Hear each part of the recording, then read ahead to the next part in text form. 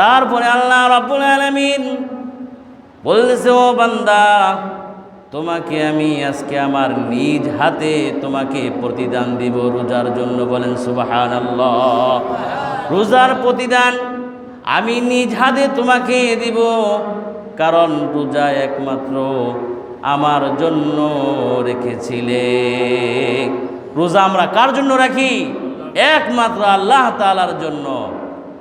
রাসূল সাল্লাল্লাহু আলাইহি ওয়াসাল্লাম বলেন, কোনো বান্দা বান্দি যদি আল্লাহকে রাজি খুশি করার জন্য রাইয়ান নামক জান্নাত পাওয়ার জন্য সে যদি সারাদিন রোজা রাখলো আর তারাবির নামাজ আদায় করলো, আমি আল্লাহ পাক রব্বুল আলামিন তার পিছনের সমস্ত গুনাহগুলো মাফ করে দিব। সুবহানাল্লাহ। তার পিছনের সমস্ত গুনাহগুলো আমি আল্লাহ রব্বুল আলামিন মাফ করে দিব।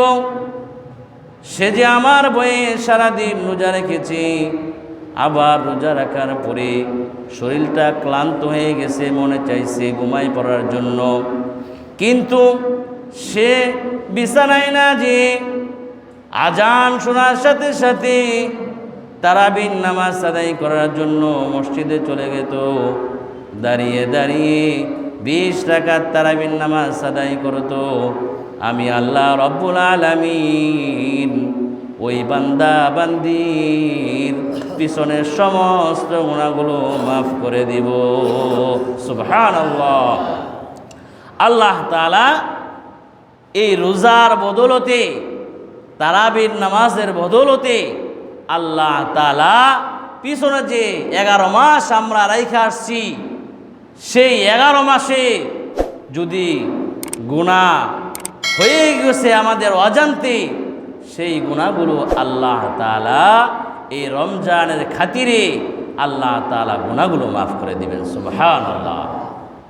আরেক riwayate আল্লাহ রাসূল সাল্লাল্লাহু আলাইহি ওয়াসাল্লাম বলেন, এই রমজানের মধ্যে কেউ নেক আমল বেশি করবে, কেউ কম করবে।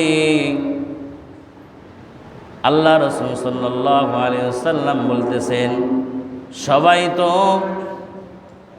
সবাই একরকম আমলদার হতে পারবে না, সবাই তো আর কোরআন তেলাওয়াত করতে পারবে না, সবাই তো কোরআন খতম করতে পারবে না, সবাই তো 10 পারা কোরআন শরীফ তেলাওয়াত করতে পারবে না। পুরা রমজানের মধ্যে এমনও দেখা যাবে যে 10 পারাও পড়তে পারবে না, 3 পারাও পড়তে পারবে না, 1 পারাও পড়তে পারবে না। আবার কিছু কিছু লোক আছে কোরআন তেলাওয়াতই করতে পারবে না। আবার কেউ আছে রোজাও রাখবে না, আবার কেউ আছে নামাজও পড়বে না, আবার কিছু লোক আছে রোজা রাখবে কিন্তু নামাজ পড়বে না। আল্লাহ রাসূল সাল্লাল্লাহু আলাইহি ওয়াসাল্লাম বলেন, এই রমজানের খাতিরে তুমি এগুলা যদি আমল যদি না করতে পারো, কমপক্ষে তুমি গুনার কাজ করিও না, কমপক্ষে তুমি গুনার কাজ করিও না। তুমি আমল করতে পারলা না, কোরআন তেলাওয়াত করতে পারলা না, জিকির আজগার করতে পারলা না, রোজার মধ্যে তুমি পারো না এগুলা, কিন্তু তুমি এটা তো পারবে যে গুনার থেকে বেঁচে থাকতে পারবে। গুনার থেকে ইচ্ছা করলে প্রত্যেকটা মানুষ গুনার থেকে বেঁচে থাকতে পারবে। আল্লাহ রাসূল সাল্লাল্লাহু আলাইহি ওয়াসাল্লাম তার উম্মতদেরকে কত মহব্বত করে। রাসূল সাল্লাল্লাহু আলাইহি ওয়াসাল্লাম পরকালীন জীবনে যাদের দেখবে আল্লাহ তাআলা যাররা পরিমাণ ঈমান রয়েছে, আল্লাহ তাআলা ওই যাররা পরিমাণ ঈমান থাকার কারণে আল্লাহ তাআলা ওই বান্দা বান্দীদেরকে মাফ করে দিবেন। সুবহানাল্লাহ। ঈমান থাকতে হবে, মুসলমান হিসাবে ঈমানের প্রতি মহব্বত থাকতে হবে। রাসূল সাল্লাল্লাহু আলাইহি ওয়াসাল্লাম আরেকটি হাদিসের মধ্যে বলেন, হুব্বুদ দুনিয়া রাসু কুল্লি খতিআ।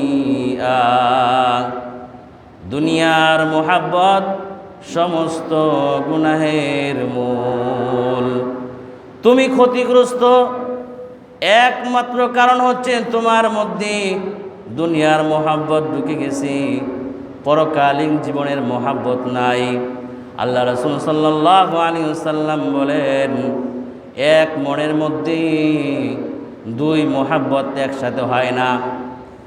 যার দিলের মধ্যে পরকালীন জীবনের মোহাব্বত রয়েছে, আখেরাতের মোহাব্বত রয়েছে, তার দিলের মধ্যে কখনো দুনিয়ার মোহাব্বত ঢুকবে না।